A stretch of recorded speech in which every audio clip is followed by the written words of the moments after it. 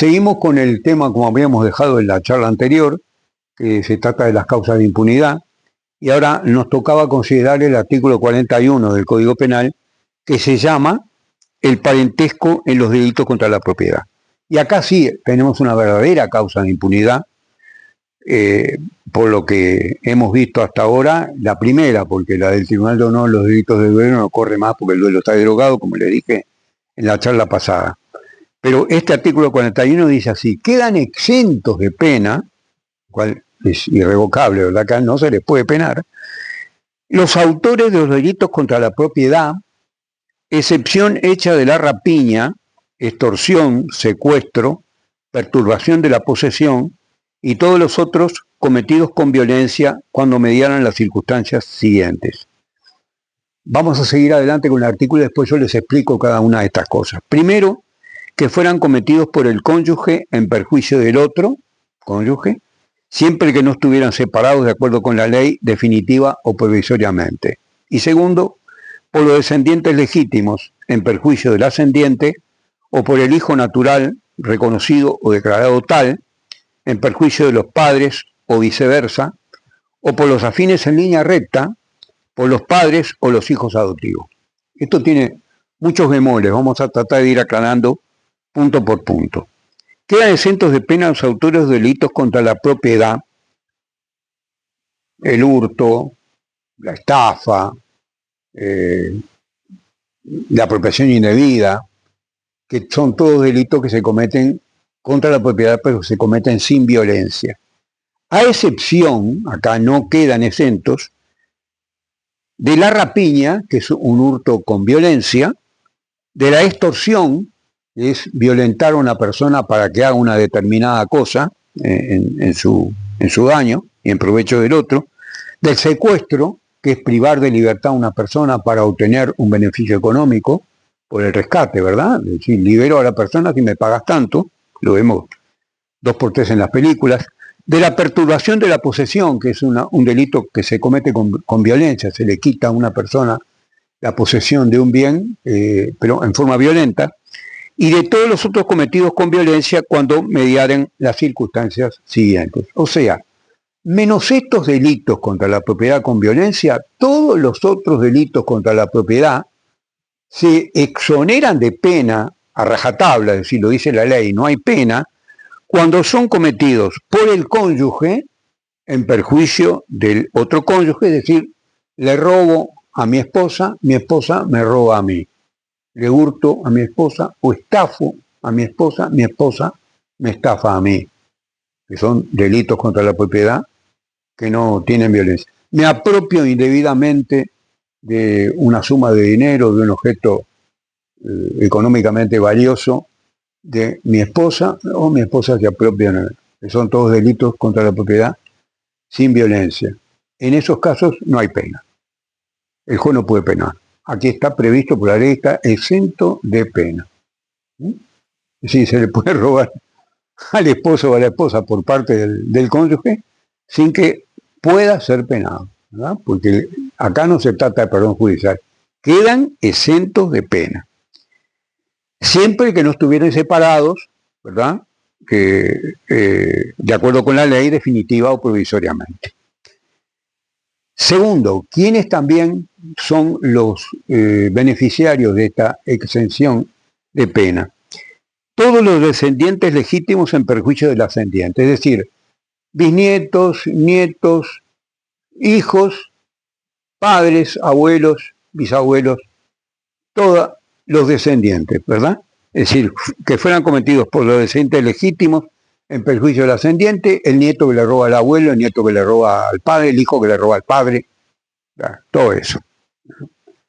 O por el hijo natural, cuando el hijo no es legítimo, es natural o reconocido o declarado tal, ¿verdad? Por la ley, tal como requieren los artículos correspondientes del Código Civil, que no lo vamos a dar ahora porque se trata de otra materia, o por los afines en línea recta, es decir, afines en línea recta pueden ser hermanos, pueden ser de pronto algún parentesco de carácter político, en fin, por los padres o los hijos cuando sean adoptivos. Es decir, de padre a hijos adoptivos, de hijos a padre adoptivo, se permite el hurto, por ejemplo, un delito contra la propiedad sin violencia, porque no es que se permita, no se pena, ¿verdad?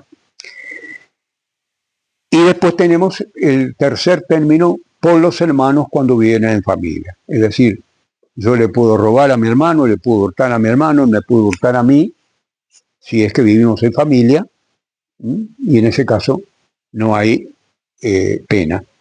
Esto hay muchísima gente que lo ignora, me he dado cuenta porque lo he visto a través de incluso algunas diagramaciones de carácter noticioso, ¿verdad? A veces en los informativos sale que el hermano de tal persona, de tal, como pudiera ser penado. No, no puede ser penado, salvo que haya cometido uno de los delitos contra la propiedad que sea de los que requiere violencia para el tipo penal, para la tipicidad. Recuerdan ustedes que este es un caso que ya lo vimos, lo de la tipicidad. El 42 trata el parentesco en el delito de encubrimiento. Es similar a este. Dice, quedan exentos de la pena impuesta por el delito de encubrimiento los que lo cometan en favor del cónyuge o cualquiera de los parientes indicados en el inciso 2 del artículo 26, siempre que no tuvieran participación en el provecho, el precio o el resultado del delito.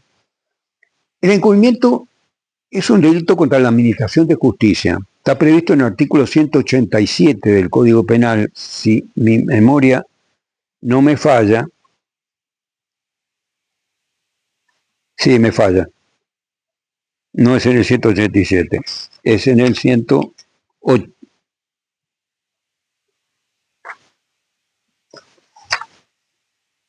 En el 197, me digo que por una décima.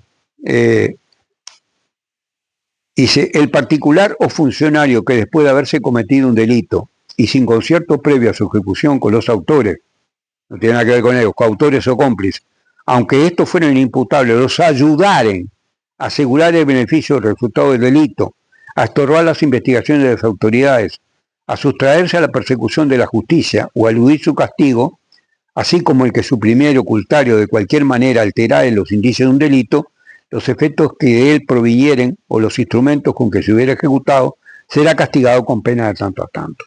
Ese es el delito de encubrimiento.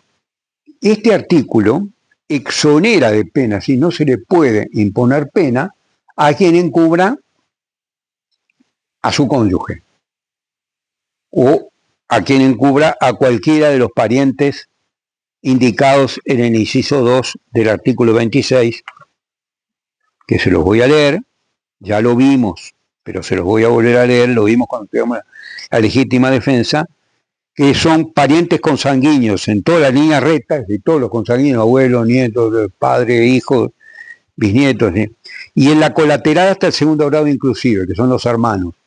Colateral hasta el segundo grado inclusive son hermanos.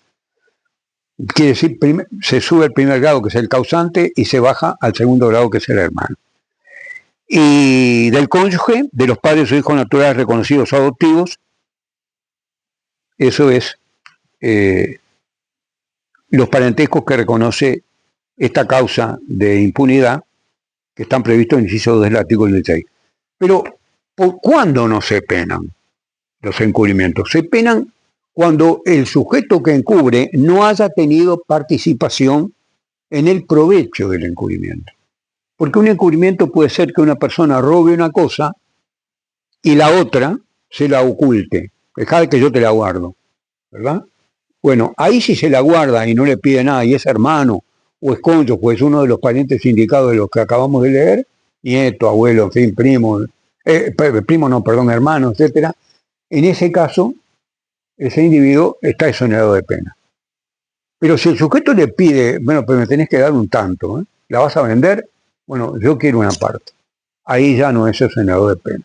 Es decir, tiene que encubrir ayudándolo al otro a ocultar la cosa o ayudándolo a él a salir del embrollo delictivo, pero sin cobrar un peso, sin cobrar una especie, no puede ser plata o ninguna otra cosa.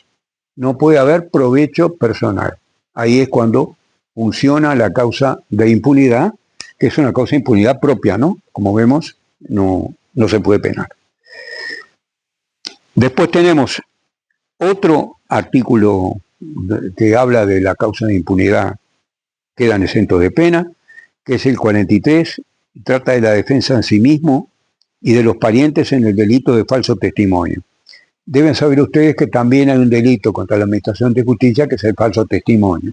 Es decir, prestar declaración falsa como testigo en un juicio civil o criminal, es decir, ante autoridades judiciales en un juicio, ojo con esto, no administrativamente, porque van a hablar con el juez o porque van a hablar con el actuario o van a hablar con alguno de los funcionarios del juzgado, no, en un juicio, eso es un delito de falso testimonio.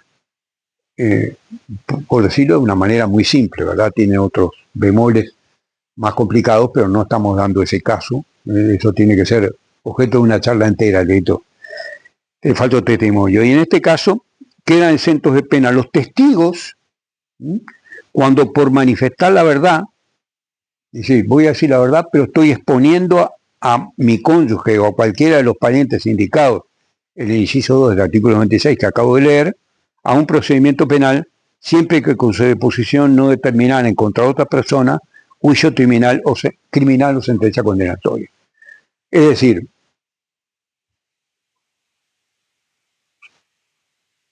el testigo puede mentir y queda exento de pena cuando, si dice la verdad, está exponiéndose a él o a otro de los parientes indicados por este artículo a un juicio criminal o sentencia condenatoria. Es decir, no de ninguna manera el sujeto puede perjudicar a los demás con el falso testimonio. Entonces, con el testimonio. Entonces, comete un falso testimonio para salvarse o salvar a los demás. Es algo de lo que se ve también a veces en la legislación anglosajona, sobre todo en la legislación norteamericana, donde el individuo no tiene derecho a no declarar sobre algo que lo puede perjudicar. A un procedimiento penal, siempre que con su deposición no determinara contra un tercero una sentencia condenatoria o un juicio criminal.